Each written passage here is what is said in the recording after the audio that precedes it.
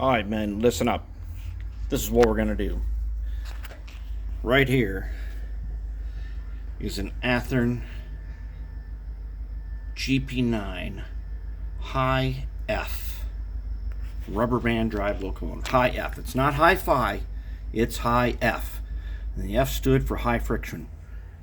You used rubber bands that went around these axles, just like the Hustler locomotive.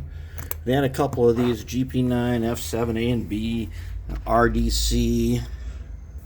I'm still searching for the mythical 6-axle one. Here's the deal. Challenge is accepted. Now, I got this thing at a train show, I think, definitely in the 80s, because I hand painted this back in the days when everything had to be CNW. And I'll show you this guy in a second. Okay, here's the deal. So the rubber bands would go around this thing, and it worked like a belt drive. You ever seen a farm tractor that had that big wheel on the front and a belt to it? And it'd be like 100 feet away, and then have this huge belt turning this wheel and doing who knows what they were doing, chopping wood and saws and crap, who knows.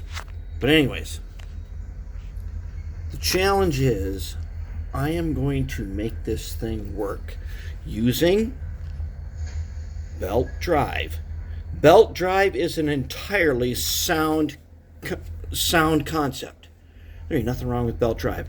And we have our magic, as always, 24-volt motor.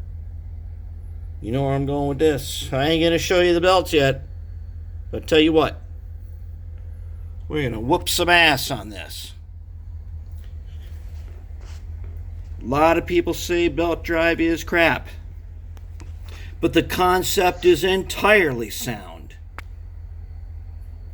And any of you guys out there have these from the 1950s, you remember, once you got them started rolling, they were like literally silent. Getting them started was the hard part. Okay, and then we got this guy. All right, we are gonna start working on this guy. We got this guy right here. Okay, this is an American Flyer, I think. It's something I was trying to get for a long time, and evidently somebody collects them or whatnot. Oh yeah, by the way, I have another one of these. It's a secret one. I'm going to show you later. It's a rectifier. I don't collect them, but I have one. And I'm going to do something with it. Anyways, back to this one. This American Flyer. If this thing worked, I put it on the track, and it turned. Okay, as you can see, it's missing a drive shaft. Not a problem. We make drive shafts all the time around here. But anyways, we're going to do something with this guy too. I promise you this, I do not collect these, and I am going to strip that paint off. I don't care what it's worth. I don't collect them. This sucker is going to go on the layout in total working condition. And guess what he's going to get? Well, I bet he's going to get one of these right here, right, huh? What do you think? I think yes. Yes, he's getting a 24-volt motor. So is this guy. And we're going to see what's up. We are going to do a real belt drive in this. Check this out. Dude, I painted this by hand. Can you believe that? With a brush, with a flow quill brush, I painted this. And check out these numbers boards.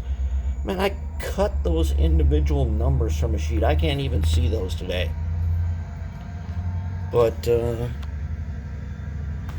okay, so then later, I actually got a picture of the real thing. Alright, so this cab is not the cab that was on the real thing. The real thing had a round nose. But it was a chop nose.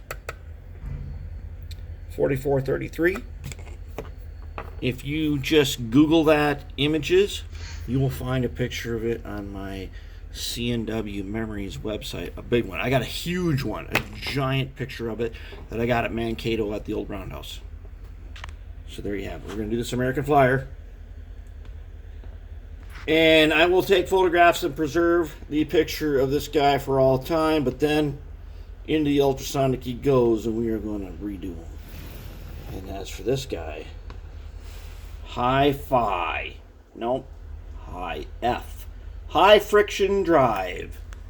And I'm going to prove that high friction drive was a good concept. It still is a good concept, and it is totally usable. Can you imagine if I get this motor in here and this thing working? Look how much room you would have inside the shell.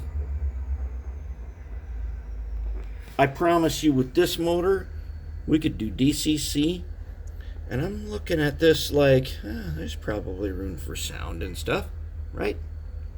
I don't know why I put this LED on here, but I did. It's kind of cool, though. I promised myself I would never undo anything I did from the 80s. Check these grab irons out.